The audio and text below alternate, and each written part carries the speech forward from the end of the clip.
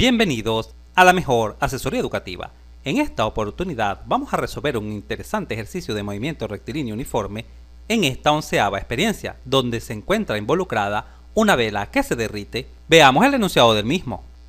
La vela de la figura se consume a razón de 0,5 centímetros por segundo y se encuentra delante de una pared que posee una rendija que se encuentra a la misma altura inicial de la vela. Acá se observa la rendija en la pared roja y acá se observa la vela. Por supuesto, la rapidez con que se consume es constante y esta rapidez en esta ocasión apunta hacia abajo, por supuesto, porque la vela se consume de tal forma que cada vez es más pequeña.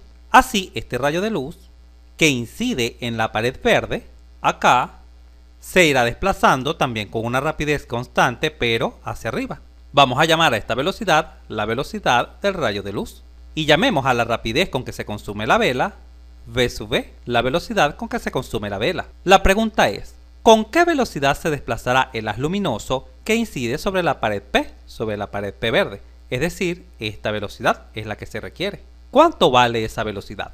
Vamos a suponer que la vela se ha consumido cierta altura, hasta llegar a la siguiente situación. Obsérvese que la vela ahora es más pequeña, y por supuesto el rayo luminoso incide en este punto de la pared verde, de la pared P, donde incide el rayo.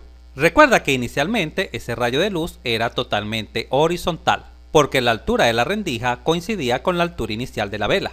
Ahora bien, tal como ya te mencioné, denotaremos como V sub v la velocidad con que se consume la vela, y esta velocidad con que se consume la vela es dato, vale 0,5 centímetros cada segundo, y esta rapidez es constante. Y también te señalé que llamaremos V sub L la velocidad con que se desplaza este rayo luminoso. Primero incide aquí, luego incide acá, acá y en este momento se encuentra acá.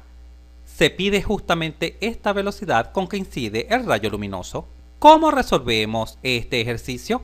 Como la rapidez con que se consume la vela es constante, también la velocidad del rayo luminoso será constante. Por lo tanto, estamos en presencia de un movimiento rectilíneo uniforme. Y en un movimiento rectilíneo uniforme se cumplen las siguientes ecuaciones. La posición final es igual a la posición inicial más la velocidad por el tiempo, y de esta fórmula también se dedujo que la distancia es igual a la velocidad por el tiempo. En este caso es útil utilizar esta segunda fórmula. Veamos por qué es útil. Esta fórmula nos permite conocer, por un lado, qué distancia se ha consumido la vela y qué distancia ha aumentado el rayo luminoso. La distancia que se ha consumido la vela es esta, vamos a llamarla h, h de la vela. Mientras que la altura del rayo luminoso, la cual se desplaza hacia arriba, como lo señala su vector velocidad, la vamos a llamar h sub l. La altura del rayo luminoso. Observa en la figura lo siguiente. Estos dos triángulos, el amarillo y el verde, son triángulos semejantes. ¿Pero por qué son triángulos semejantes? Porque comparten un mismo ángulo. Este ángulo que está acá.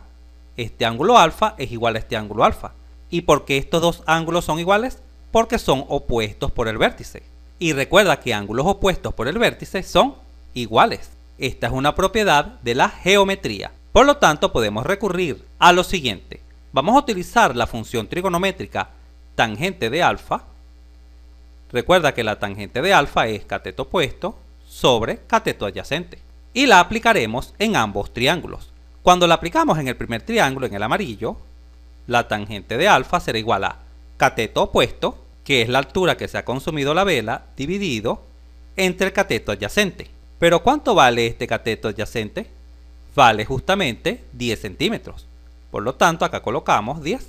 Y cuando aplicamos la función tangente en el otro triángulo, la tangente de alfa será igual a el cateto opuesto, que es la altura que ha subido el rayo luminoso, dividido entre el cateto adyacente. El cateto adyacente a alfa es este cateto, el cual vale 30 centímetros.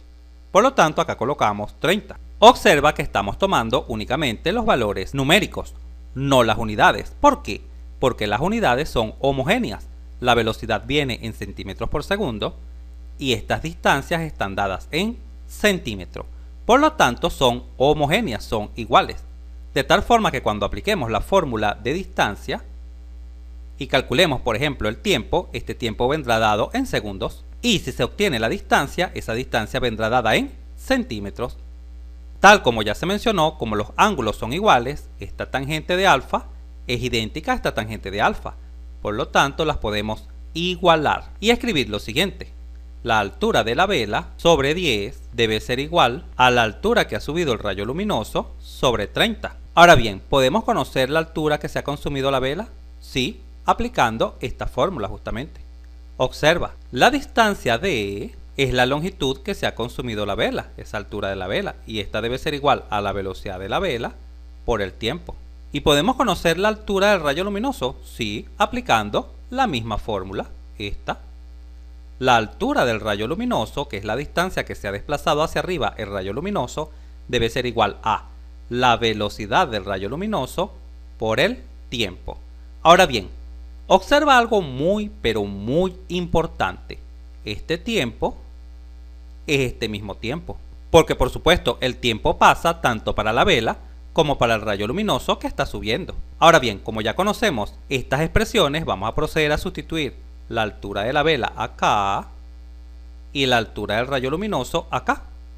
Vamos a abrir más espacio en la pizarra para culminar los cálculos. La longitud que se ha consumido la vela es igual a la velocidad de la vela por el tiempo dividido entre 10, y esto debe ser igual, y la longitud que ha subido el rayo luminoso es igual a la velocidad del rayo luminoso por t dividido entre 30. Como este tiempo es el mismo, lo podemos simplificar, ya que se encuentra multiplicando en ambos lados de la igualdad.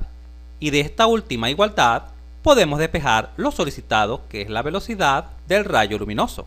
La velocidad del rayo luminoso será igual a este 30 que está dividiendo, pasaría a multiplicar 30 por la velocidad de la vela dividido entre 10, de tal forma que la velocidad con que sube el rayo luminoso será 30 entre 10, 3 veces la rapidez de la vela, es decir, 3 por 0,5, y 3 por 0,5, 1,5 centímetros por segundo. Esta es la rapidez constante con que sube el rayo luminoso. Si este video te fue útil, suscríbete a nuestro canal, así nos ayudas a crecer. Si te gustó, dale un like, y si conoces a alguien, algún compañero, amigo o familiar que le pueda servir esta información, por favor compártela.